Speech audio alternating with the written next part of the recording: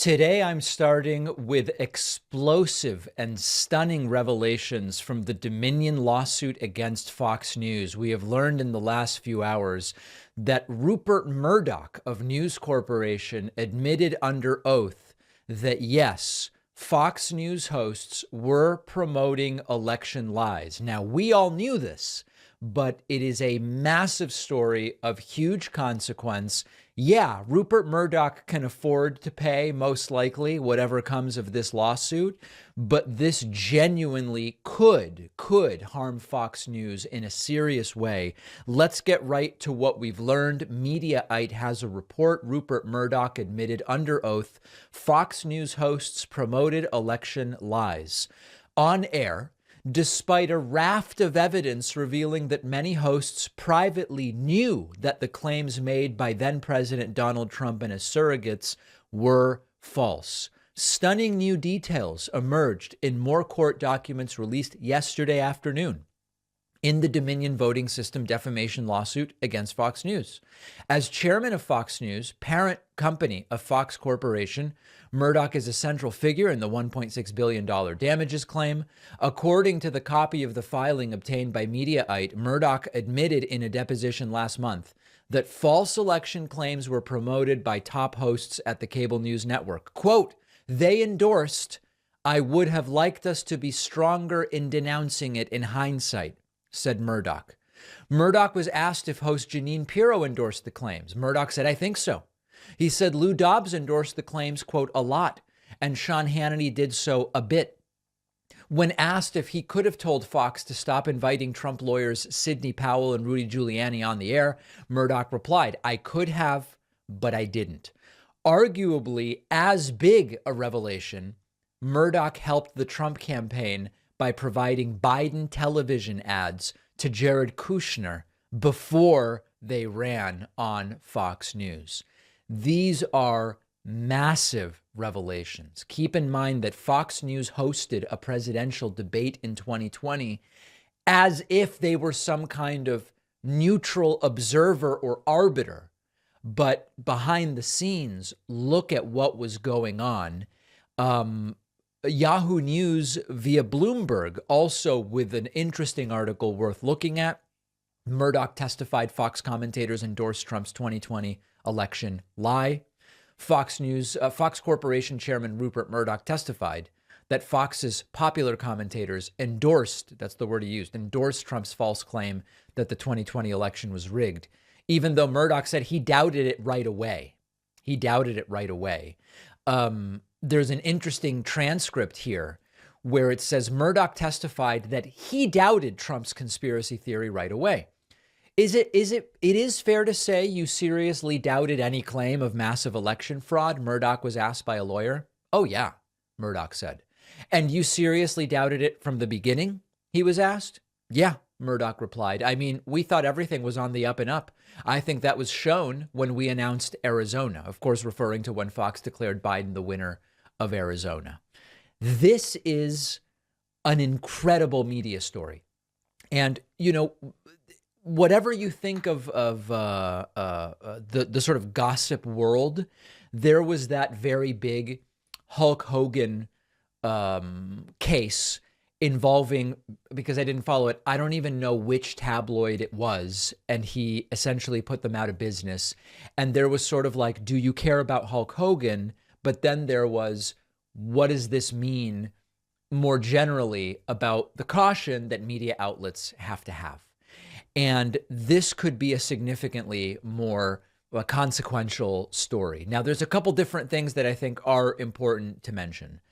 It would be really great if this seriously damaged Fox News as far as the broadcast side. Now, that's not because I want to suppress speech. It's not because I want to violate anyone's First Amendment rights.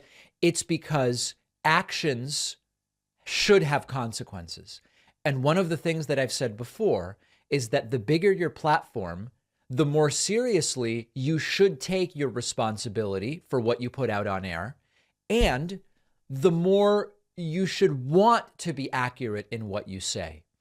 And even as it applies to my program, Now that the show is as big as it is, which is still way smaller than these other platforms we're talking about, I am extra careful when it comes to making sure that I am getting as close to the truth always on the program when it comes to the facts that I'm presenting. Then I give my opinion, sure. It's not that I didn't care about it when the show was smaller, but I sense the responsibility.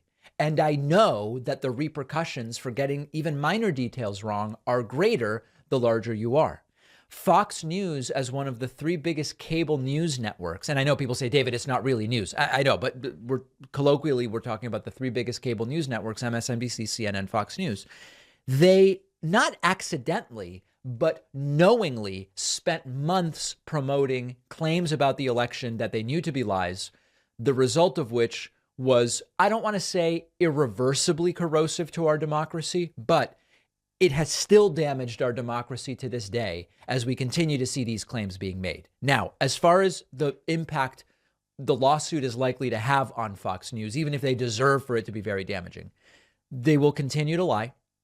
They will continue to monetize by playing to the lowest common denominator of the American right wing, even if on a personal level, Hannity and Ingram and Tucker and Rupert Murdoch all know that they're saying things that aren't true and that they're inviting guests on to say things that aren't true, as Tucker Carlson knew about Sidney Powell. The money part of it, Rupert Murdoch can probably afford whatever comes of this is the reality. His goal now is to minimize the damage to the platform. And it remains to be seen where this goes, but an extraordinary revelation. And my guess is we are going to learn even more in the days to come. The Republican Civil War is not letting up anytime soon. In fact, it's growing. Republican, I don't want to say insider, but establishment Republican Paul Ryan, a major figure in the last, 10, 15 years of Republican politics, is now openly saying, we will lose if Trump is the nominee. I am anti-Trump, and I will not go to the Republican National Convention in 2024 if Donald Trump is indeed the nominee. Let's take a look at a couple of very interesting clips. Here is Paul Ryan speaking at the Tommy Thompson Center on Public Leadership, and he says, I'm not for Trump because I want to win. I'm a never again Trumper because I want to win. Yeah. We're going to lose with him. Look, the evidence is pretty clear. We lost the House in 18 because of Trump. We lost the presidency, obviously, in 20 because of Trump. We lost the Senate in 20 because of Trump. Then there are, by my count, 5 Senate seats this cycle. In 22, we lost because of Trump. And by most sort of smart people in our party, by most of their measurements, we lost about 12 to 15 seats in the House because of Trump. So Kevin McCarthy would have had a nice 20-some vote cushion had it not been for Trump. So the point I'm making is we know we lose with him. And so we know we will lose with him again if we nominate this guy, especially, and January 6th happened after the 20 election. So you think he became more popular with swing voters in the wild counties, since January 6th? So my point is we're going to lose with the guy, so let's... Now, is Paul Ryan correct about this? I actually don't know. I mean, listen, if you look at the latest polling, it doesn't look terrible for Trump, assuming he can win the Republican nomination. You look at a recent Emerson College poll released, I think, today, taken February 24th and 25th. This is an A- rated pollster. On Biden versus Trump, they have Trump +3 in the popular vote. It's February, almost March of 2023, so you could say this isn't really worth much, but it is not obvious that Trump can't win if he does become the nominee in 2024. Morning Consult, which is a B-rated pollster, has Biden +2 against Trump. An Echelon Insights poll has Biden +3 over Trump. The point is, it's not a foregone conclusion that Donald Trump can't defeat Joe Biden if that's the rematch of 2020 in 2024. But Paul Ryan's opinion is that Trump can't win and he wants to win. Now, we have a couple of other clips. Here is Paul Ryan being interviewed by Fox 6, and he is continuing to pile on. I'm backing the person not named Donald Trump. So I don't really have a dog in the fight other than that. If we nominate Trump again, we're going to lose again. It's just that clear. We lost with him in 18, 20, and 22. We know this. He will cost us another election. So I'm just excited about somebody not named Trump. Yeah. And then just one more clip here of Paul Ryan saying he will not attend the Republican National Convention if Trump is the nominee. For the Republican National Convention in Milwaukee, where will you be? It depends on who the nominee is. I'll be here if it's somebody not named Trump. You won't show up if it's not. Yeah, I'm not interested in participating in that, no. Even in Wisconsin. Even Wisconsin. So listen, there's two parts to this. There's the Republican Civil War aspect to it, and there's the can Trump win aspect, which we don't have a definitive answer to right now.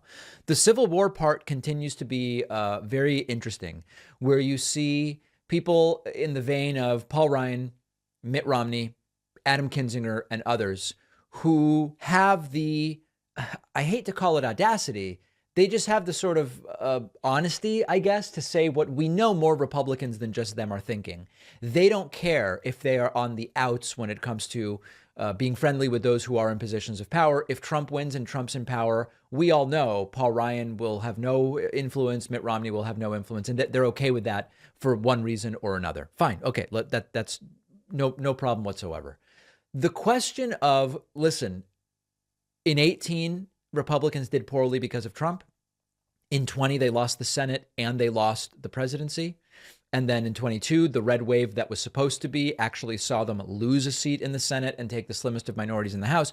Trump's been a disaster. Completely true. The reason I wouldn't count out Trump in 24 if he is indeed the nominee is when you are out of power and you are making the argument, things are terrible and you've got to put me back in to fix it. As transparent as that is, as you and I, of course, know, just like Trump made all these promises he didn't keep in 2016, and just like he wouldn't have kept the promises he made in 2020, he's not going to do any of the things he's going to do. He's not going to fix any of the problems that he claims he's going to fix if he wins in 24. But being on the outside and being able to say, everybody in power is ruining it, bring me in and I will fix it, that can actually motivate people who otherwise wouldn't vote at all to vote. And that may actually be what the 24 election hinges on. So I would not assume that Trump can't win.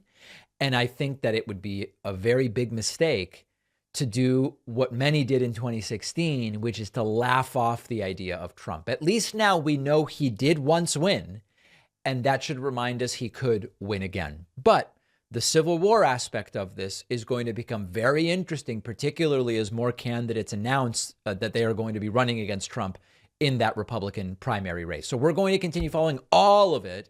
I do want to invite you to subscribe to the YouTube channel at youtube.com/The David Pakman Show. We do desperately need your help in getting to that 2 million subscriber number. And I also want to remind you, we are now dubbing roughly 2/3 of our daily content into the Spanish language, elements of Spanish. You can find on the Spanish channel at davidpakman.com/Spanish. Let your friends, neighbors, parents, cousins, anybody who is looking for this type of content, but in Spanish rather than English, let them know, davidpakman.com/Spanish. Don't forget that the best way to support the David Pakman Show is by becoming a member, which gives you access to the daily bonus show, the regular show with no commercials. You also get access to our entire archive of every episode dating back a really long time, and plenty of other awesome membership perks. Go to joinpakman.com and use the coupon code BETTER21 for a huge discount. Joinpakman.com. One of the most common questions I get from people who meet me and learn what I do is, how exactly is this program funded? Because a lot of people understandably don't know, like, how does an independent media show exist? And as many of you know, we make a little bit of money from like the YouTube partner program and a little bit from advertising, but we really depend on individual members, people like you who just say, hey, I like what you're doing, I'm going to get a membership. And you can do that at joinpakman.com. It would be worth it even if you got nothing just to support what we're doing, I think. But we actually do include a lot of great perks with a membership. We do an extra show every single day for our members called the Bonus Show. We provide a daily commercial-free audio or video feed of the show. Whether you prefer to watch or listen, we provide both commercial-free. We host members-only town hall events where only our members are invited to chat with me. And we also have a soundboard mimicking the soundboard I have here in front of me. Truth, essential.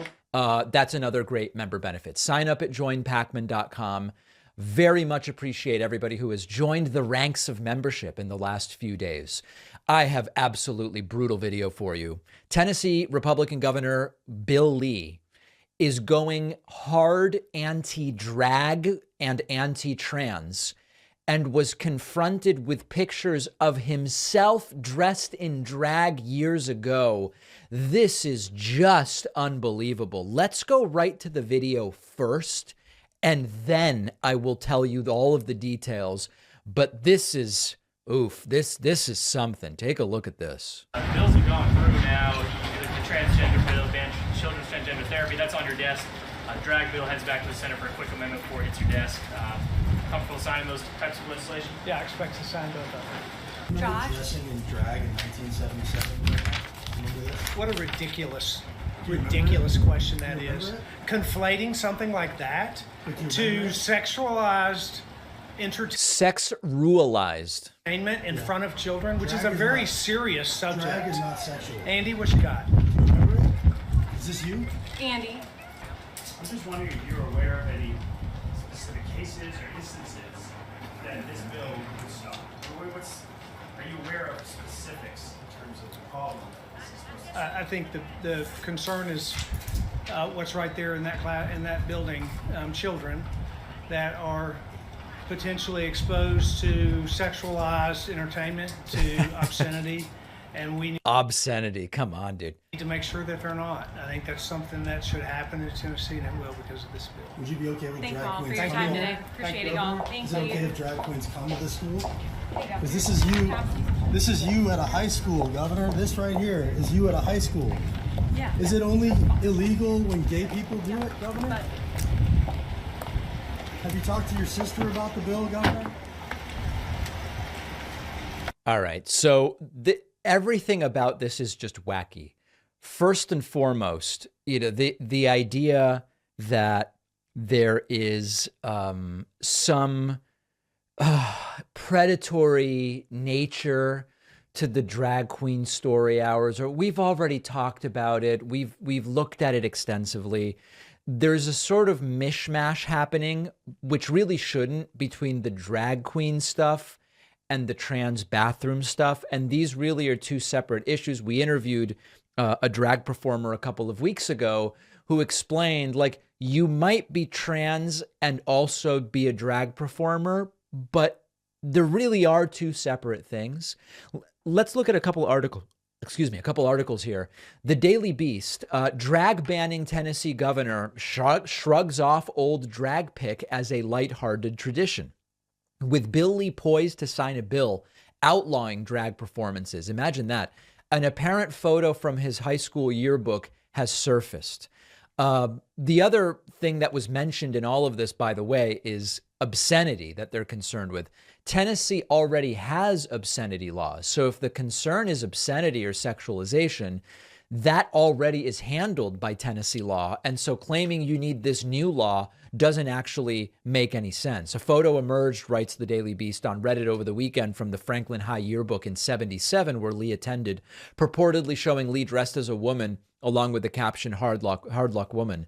But that's different, Lee's office told the Daily Beast, saying lighthearted school traditions shouldn't be conflated with what the state is banning. The bill specifically protects children from obscene, sexualized entertainment, and any attempt to conflate this serious issue with lighthearted school traditions is dishonest and disrespectful to Tennessee families. When asked during the press conference if he remembered it, he didn't deny the photo was of him, but said it's a ridiculous question. NBC News reporting Tennessee governor appears to have dressed in drag, an art form he wants to restrict. There are sort of like three different things here. As is so often the case with these right-wing clowns, there's the personal hypocrisy. Now, on the issue of drag, you wouldn't think, like, how does this keep happening? Carrie Lake, very dangerous drag queens. Carrie Lake organized, if I recall correctly, a drag performance and at minimum attended it. Bill Lee, we're banning drag because it's sexualized and obscene and this and that. Oh, he dressed in drag, and actually the law already bans obscenity. Okay, so the one part is the hypocrisy. The second part is, as I started to mention, the actual thing they say is the problem with drag isn't really the problem.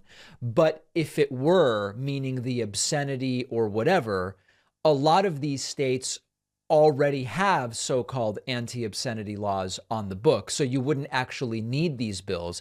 And then number 3 is what the reporter asked, which is there a single specific example you can cite of what it is that this bill would stop? And, we went through this with the trans bathroom stuff, which is, okay, so it's going to stop men who say I'm a woman in order to go into the women's room and spy on young girls and take pictures. And we already have laws against that. And there are no examples of that happening from states that are more progressive when it comes to the trans bathroom stuff. So it's, again, a solution in search of a problem to virtue signal. If you want to learn more about virtue signaling, we have a clip on the YouTube channel that I did last week. So nonsense all around. Great to see Bill Lee confronted. These people are clowns. These people are virtue signaling. They're playing into these culture wars, and they're doing it in a horrifyingly authoritarian way. All right, listen, I know people in my audience, some people in my audience are going to get mad at me because there are people in my audience who love Marianne Williamson. And they say Marianne is willing to make criticisms of the status quo that many candidates won't make. But I'm sorry, guys, I can't take the new age self-help gurus seriously. And I am going to tell you what I think. And I know some of you will be mad and you're going to email me, and that's okay. It's great that Marianne Williamson is willing to say things like both parties are widely controlled by corporations. That's great. She says it. It's not the type of thing you hear Joe Biden say. But that notwithstanding, I am not super excited about Marianne Williamson announcing that she will be challenging President Joe Biden for the 2024 Democratic nomination. I'm just not excited. I don't believe that she is someone who could seriously do the job. And it is very difficult for me to take her seriously based on her basically being a version of Deepak Chopra. That's the way now, perfectly nice individual. I've had her on the program. I love her whole thing about we need more love and all of it. I love all of it. But this is not something that I'm going to get excited about. And I'll talk a little bit about it. And I know there are people in my audience who like this. The fact that Marianne Williamson makes criticisms that many Democrats aren't willing to make doesn't, to me, mean that she should be president. There's lots of people that make criticisms that I find to be real good criticisms that I wouldn't go and say, well, make them president. She was able to gain a big Reddit and Twitter following. She capitalized on some meme culture. She's interesting. Like, I get it. She holds some reasonable left-wing views that I perfectly well agree with. She's for Medicare for all, I think. She's for DACA, granting some kind of permanent status for those who were brought to the U.S. undocumented before they were adults. I think she's for the Green New Deal. She seems very serious about climate change. That's all great. Is there any evidence that she can or would actually be able to do anything about it? But more importantly, I just can't take people seriously when they have a history of touting all sorts of woo-woo pseudoscience, including sort of flirting with anti-vax stuff, although she's kind of backed off of it a little when some of the repercussions weren't so good. She's promoted this prosperity gospel stuff that you often hear from the Christian preachers. You can look at her 2012 book for examples of that. She sounds like Deepak Chopra half the time with these unintelligible quotes that are sort of like meant to sound profound, but they don't really mean anything. Just one example is when she said, everyone feels on some level like an alien in this world because we are. We come from another realm of consciousness and long for home. Oh, well, wow. That just as easily could be a Deepak Chopra quote. Another example, yin is feminine earth, yang is masculine sky. When God is seen as he, the soul is seen as she. Just archetypes, spirit impregnates soul. It's just not for me. It's not for me. One other one. God is big, swine flu is small. See every cell of your body filled with divine light. Pour God's love on our immune systems.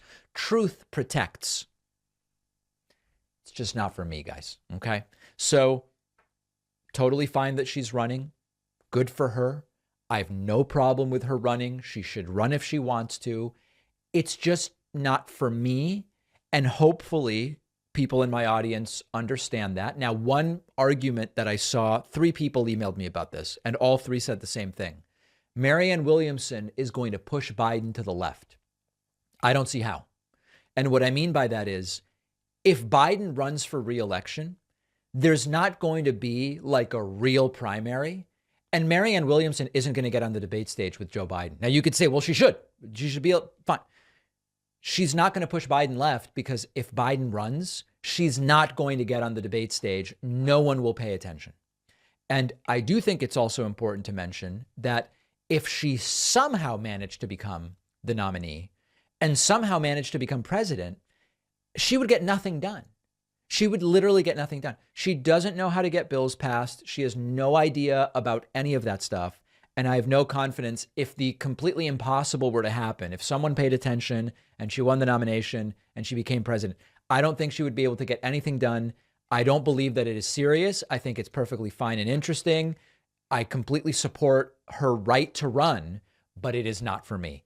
Email me insults. I'm ready, folks. We'll have all of today's clips on our Instagram, which you can find by searching Instagram for David Pakman Show.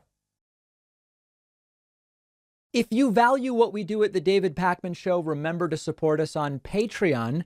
Go to patreon.com/David Pakman Show, where you can get access to behind the scenes videos, the daily bonus show, the commercial-free daily show, as well as special discounts on merch, including hats, hoodies, mugs, and t-shirts.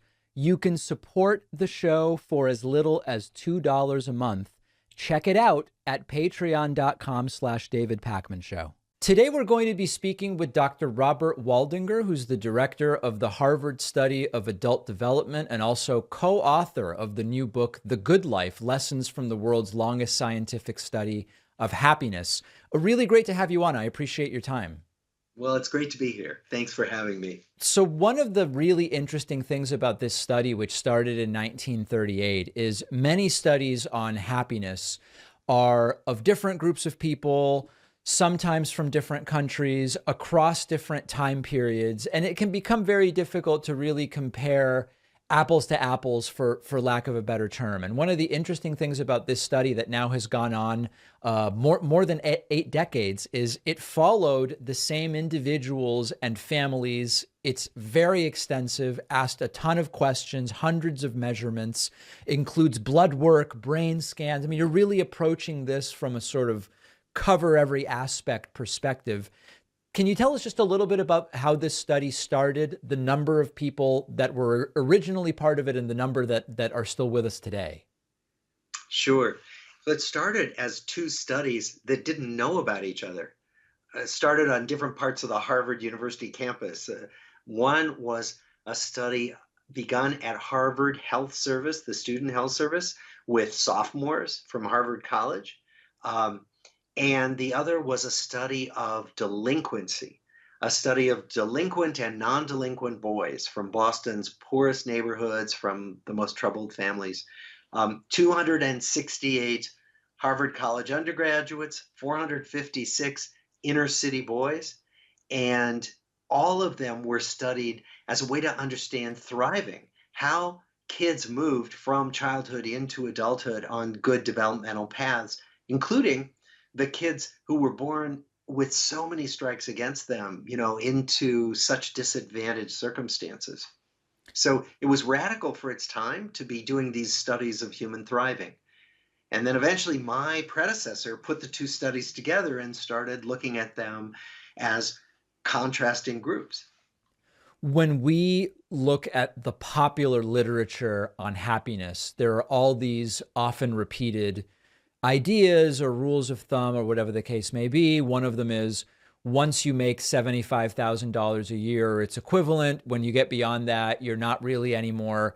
Sometimes the term is satisfied with your life. Sometimes the term happy is used. Another one that you often hear is later in life, having spent more time in the office rarely correlates to more happiness, whereas having spent more time with family and having more close relationships does. And, then 5 years go by and there's another study that comes out and it has a slightly different result. On some of those sort of like lowest hanging fruit things that are often discussed, what has this study determined? Well, we determined that the inner city group was no less happy than the privileged Harvard group. And that's more consistent with other studies that say basically once you get your basic economic needs met, then making more and more money doesn't do it, doesn't increase your happiness. And that seems to be a pretty robust findings across a lot of groups of people. Is there something to that $75,000 number that you found? No, not 75,000 per se. And of course it varies depending on whether you live in, the middle of New York City Yes. or you live in rural Iowa, right? It's really the question of when you have your basic needs met. Once you've gotten to that point in terms of income, then more money doesn't do it for you. Then you can make millions more, and on average, people aren't happier. There's this phrase, nobody is on their deathbed wishing they spent more time at the office, right? You hear that very often. Yeah. What does the study have to say about that dynamic? Well, we asked people, when our first generation folks were in their 80s, we asked them to look back on their lives. And we asked, what are you proudest of? And what do you regret the most? And what they regretted the most, particularly the men, because this was the World War II generation, they regretted the most spending too much time at work and not spending enough time with the people they cared about. What they were proudest of was to a person something to do with their relationships. So, they didn't say, I made a ton of money, or I won all these awards, or I was famous. And we had people who were all of those things. They said, I was a good boss. I was a good spouse. I was a good friend, a good parent, right? So when they were looking back on what was most meaningful, it wasn't about achievement. It was about connections. Is it true that John F. Kennedy was one of the original participants? It is true. And the only reason I can tell you that is because he was outed by another journalist about 15 years ago. Otherwise, we are bound to keep in confidence the identities of all of the people in our study. So, in fact, the book has stories of real people woven all through the book, but the names and the superficial details are disguised to make sure that we protect their privacy. So it sounds like money beyond a certain level, not a big contributor to happiness. Fame, not a big contributor to happiness. Having spent a lot of time at the office, not necessarily a contributor. Relationships of different kinds, yes. Family, friendships, etc. What else are the kind of positively correlated stories that you find? Taking care of your health matters a lot. It's like our grandmothers could have told us that, but what we find, and lots of studies find, is that getting regular health care, not smoking, not abusing alcohol and drugs, regular exercise, not becoming obese, all of those things make huge differences in years of life lived and also in years of healthy life. So it really matters a lot to take care of your health. The surprising thing for us was the finding about relationships being so important, because at first we thought, well, how could relationships actually get into your body and change your physiology? And now for the last 10 years, we've been studying that. Many other groups have too. And we're understanding that this is a very powerful, robust connection between relationships and physical health. What about religion? Because religion can be a tough one where it can be hard to separate the effect of being part of a community and the social aspects versus the religiosity itself. And there's many studies on this. Did you find anything that would be sort of clear in the data about religious participation? Well, we asked people, do you have a religious practice? Do you have a spiritual practice? And there were people who did, and there were people who did not. And when we compared those two groups, neither group was on average happier. So didn't make a difference in your happiness, whether you were spiritual or religious or not. But many of the religious and spiritual people said that during times of difficulty, their spiritual practices were helpful to them. So that's more, I guess, qualitative than quantitative. Yeah, but quantitatively, when you compare the two groups, no, one group isn't happier. What about travel? Because one of the things that's often written about travel is because when you travel, you're not in your routine. Time seems to go by slower, which often one of the things we read is that over time, years go by very, very quickly. And part of this seems to be that there's no cognitive difference day to day when you're kind of in your normal day-to-day thing. So that travel is an interesting way. And one might think there might be some correlation to happiness as well there. Is there anything?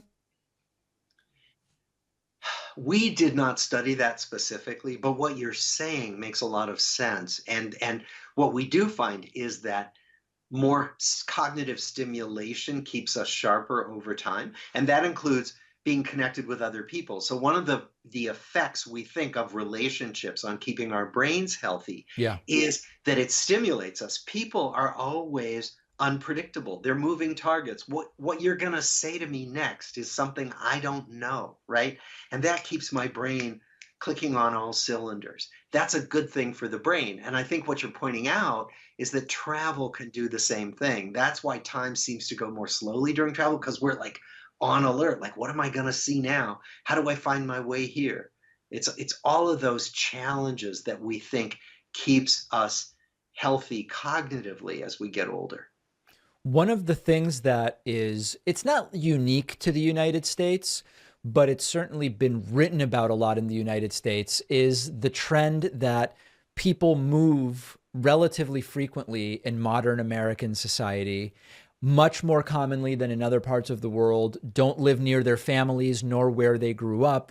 I was recently reading Jared Diamond's book about traditional societies, and he said a big difference there, aside from all sorts of other differences, is that in more traditional societies, people tend to live near where they grew up and near their family most of their lives. In the United States, it's increasingly uncommon. Was there something garnered from the study related to that about those who kind of stay what we might call close to home versus those that don't? What we found was a difference in the inner city group from the Harvard group. And that made a whole lot of sense because the Harvard group was gathered from all over the country. Harvard College brings in undergrads from everywhere in the US and sometimes abroad. Unlike the inner city group, where they were chosen because they lived in Boston, their families lived in Boston. And what we found then in the next generation was that, of course, more of the inner city group lived in this area, stayed near their families. Now, what we have not done is an analysis that compares, are those second generation people in the inner city group happier than the more widely dispersed Harvard people? I expect that research exists. We just haven't done it. Interesting.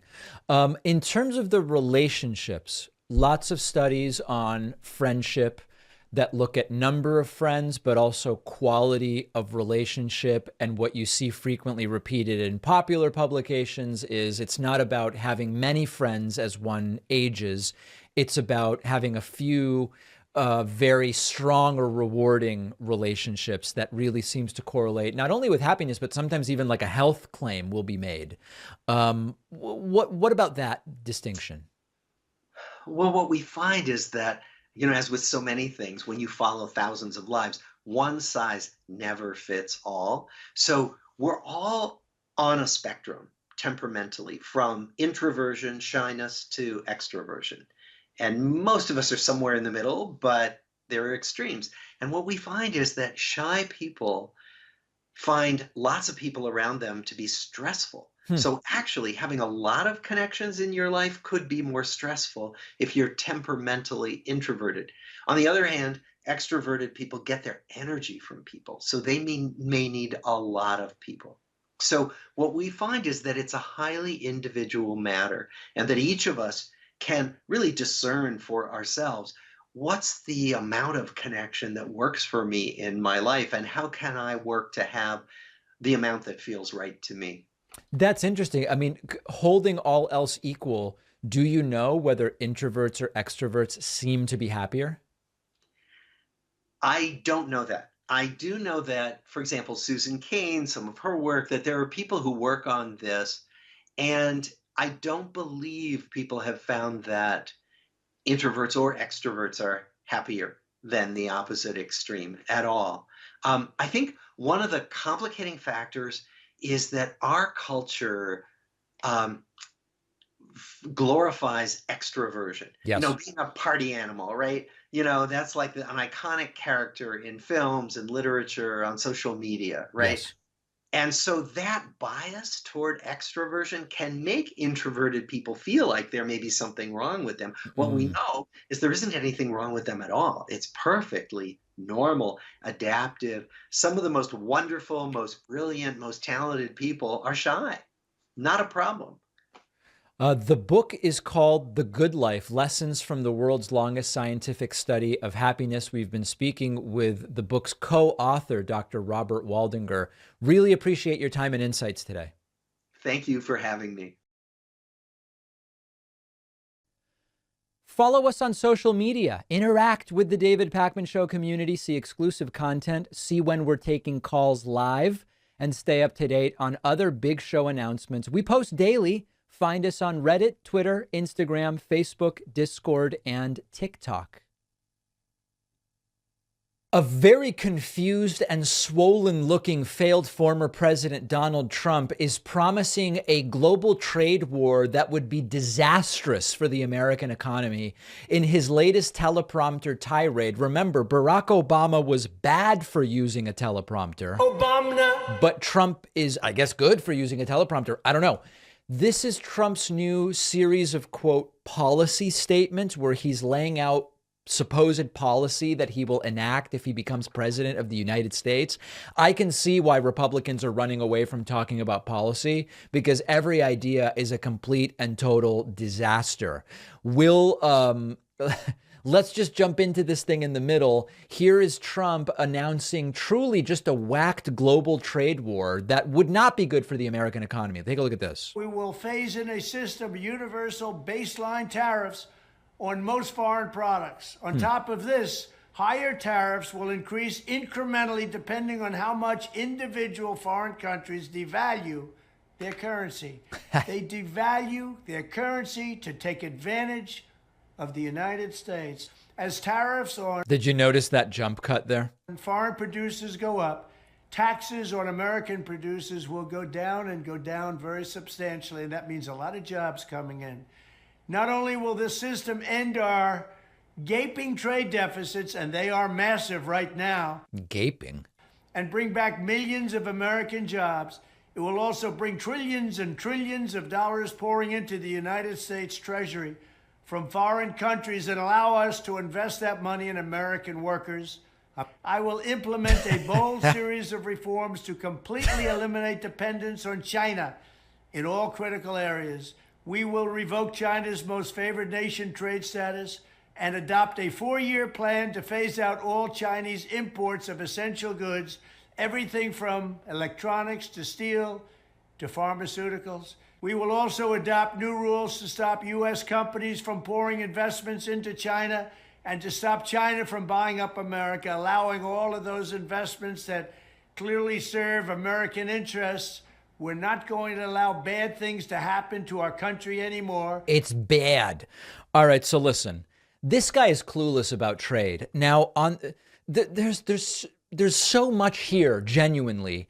The first thing about this is the entire framing of this trade and tariff story is that there's no cost to doing this stuff. Of course, bring the supply chains home, hire American, buy American, build American. These are completely reasonable economic nationalist ideas that I could get behind, and they're not bad ideas in some theoretical sense. But people like Trump and and all Republicans and many Democrats as well, they pretend that there's no other side to this thing. And also they pretend like this will obviously create American jobs. Now, first and foremost, the tariffs that Trump did with Chinese products while he was president, a recent study found that the totality of that trade policy cost the U.S. about 250 million jobs. Okay.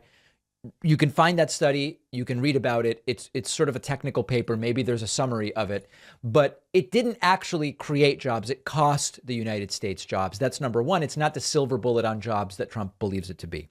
But what Trump and others never tell you is, by the way, if we do this, things will be insanely more expensive.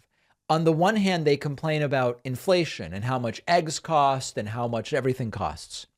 That's a fine complaint. You can, if things are too expensive, it's perfectly reasonable to complain. But then out of the other side of their mouths, they say, we're going to produce everything here, but they don't mention how expensive everything's going to be. The United States, through a series of cumulative decisions over the last 40 to 50 years, has decided, and when I mean we've decided, it's not Reagan decided or Clinton decided, it's the totality of our policy has been based on the idea that we prefer cheap stuff rather than paying more, but making it all here in the United States. If all of these things Trump is talking about were manufactured here in the United States, at least he's saying it's a 40-year plan, because it'll take 40 years to actually make all of that happen and completely restructure all of these supply chains. At least he's being honest. But it will become insanely more expensive. And people already can't afford the inflation we've seen while still being heavily dependent on China for cheap stuff, which we prefer. And when I say we prefer, what I mean is our economy is built on that. So the global trade war that Trump is talking about will never happen. And if it did, it would be insane what it would do to prices. In this teleprompter, deranged teleprompter speech, Trump also, of course, attacked Joe Biden. Here's the beginning of it. We'll just look at a little more. Joe Biden claims to support American manufacturing, but in reality, he's pushing the same pro-China globalist agenda that ripped the industrial heart out of our country. He's really not. It ripped us apart. Biden and the globalists support raising... Remember, globalists. Does Trump even know what that means? No. Is it often just a way to say Jews? Yes. It's meaningless, guys. Taxes on American production. They support more crippling regulations killing American jobs. They support skyrocketing domestic energy costs. And they support massive anti-American multinational agreements that send our wealth and factories overseas. It's just a word salad. And remember, here Trump bemoans regulations. The Trump administration eliminated some Obama-era regulations on rail, which could be a factor in the East Palestine train derailment. So on the one hand, he bemoans regulations. On the other hand, his supposed reduction of regulations was actually very, very destructive. It's very dangerous stuff. And tomorrow we're going to get a quote from Ruth Ben-Ghiat, who's been a guest on the program, where she says that whether it's Trump or DeSantis, the authoritarian direction that this stuff is going in is extraordinarily dangerous. Radical and repugnant Republican Congresswoman Marjorie Taylor Greene says she was attacked at a restaurant. She tweeted, quote, "I was attacked in a restaurant tonight by an insane woman and screamed at by her adult son. They had no respect for the restaurant or the staff or the other people dining or people like me who simply have different political views. They are self-righteous, insane, and completely out of control. I was sitting at my table working with my staff and never even noticed these people until they turned into demons. People used to respect others even if they had different views, but not anymore. Our country is gone. Now, there's a couple things here that I think are important to say. First of all, Marjorie Taylor Greene is a horrible hypocrite. Here is video of her harassing David Hogg about his activism out on the street. Yeah. David, why are you supporting the red flag laws? If Scott Peterson, the resource officer at Parkland, had done his job, then Nicholas Cruz wouldn't have killed anybody in your high school, or at least protected them. Why are you supporting red flag gun laws that attack our Second Amendment rights? Right. So remember, someone harassed me out in public, which I've also done to people. Why are you using kids as a barrier? Do you not know how to defend your stance?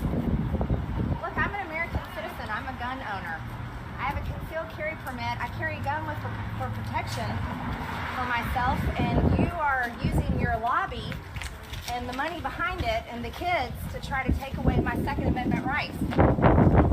You don't have anything to say for yourself? All right, you get the picture. So she's a complete hypocrite. Nobody's allowed to confront her, but she's allowed to confront other people, and it's the same thing as always. I do think there is like a serious discussion about the entire confronting people in public thing. Now, this has happened to me. Many of you will remember about a year and a half ago, I was confronted at a restaurant, at an outdoor seating terrace, I guess you would call it, patio, at a restaurant where a young woman saw me, and I could kind of tell from across the room that she recognized me. And then as I was leaving, I get onto the sidewalk, and at that point she yells, "David Pakman, you Zionist Jew bastard."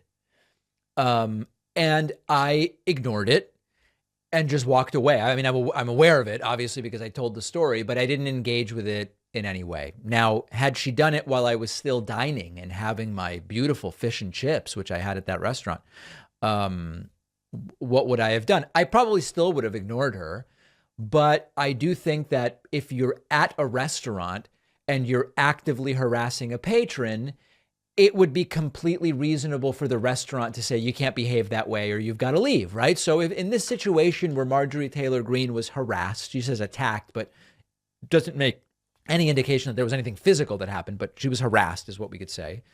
It would be perfectly reasonable for the restaurant to say, hey, you can't yell in here and you can't harass people. So you either got to shut up or you've got to leave. Totally, perfectly reasonable. When it comes to the difficulty every time we talk about this is when it comes to elected officials who earn salaries paid by the taxpayers and who choose to evade accountability of a certain type, right? You can get to a point where in your head you say, the only way to confront some of these people might be by doing something like this. Now, again, I'm not saying I like this approach or that I am necessarily against it. I think it's a difficult and complicated thing. It's come up when we talk about protesting outside the homes of senators or Supreme Court justices, and there's sort of like the legal question, but there's also the moral and ethical thing. And I'm just not completely sure. I think there is some gray area. But specifically when we're talking about elected officials whose salaries are paid by taxpayers, I understand that if they make the decision that they are going to hide from any kind of public accountability, you can end up in a situation where you say, there's no way to even get my point across to this elected official whose salary I pay with my taxes other than going up to them in public. Now, going up to them in public and screaming insults, if that's what happened, not particularly productive or effective. So let me know your thoughts about this. But the term attacked that Marjorie Taylor Greene is using, at least by everything I've read, appears to be a bit of an exaggeration. We have a voicemail number. That number is 219-2-DAVID-P. We haven't heard from him for a while, but Eric from Massachusetts, who has been insisting for years, I'm about to get sued. I'm about to get arrested. I'm about to get imprisoned because I, quote, promoted the vaccines, by which he means I reported the scientific information about them. It's really going to happen now. I'm really about to get arrested now. Hey, David, it's Eric from Mass. Get Yeah. ready. The Brunson case from the Supreme Court is about to come through. Yeah. And all your buddies, your government ones you knob on every day are going to be all replaced and fired and probably arrested. What they did was illegal. And What did they and I do? you're on record saying you want to go by the Constitution. And, well, you probably know all this. You just hide it from your people because the Democrat Party is burning down, just like authoritarianism. Republicans authoritarian. DeSantis is authoritarian when he let people go to work, not wear masks, not have to get vaccinated. Man, this guy is obsessed, huh? Man, you have a backwards outlook on life.